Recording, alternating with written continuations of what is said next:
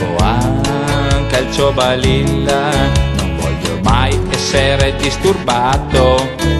Non mi devi consigliare se far la riga o di taglio tirare. Stavo giocando a calcio balilla quando entrò in bar Bruno Ferrari. Subì un gol dalla mediana, il botto si sentì in tutto il locale. S'avvicinò con fare d'amico, mi spiegò dove avevo sbagliato, poi parlò ancora un po'.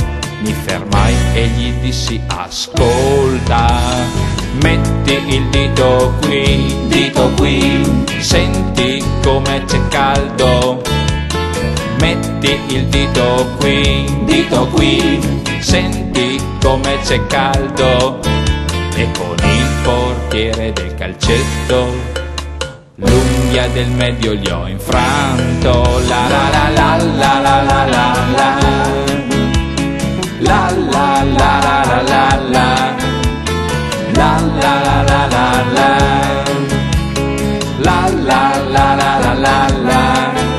E con il portiere del calcetto l'unghia del medio gli ho infranto. La la la la la la.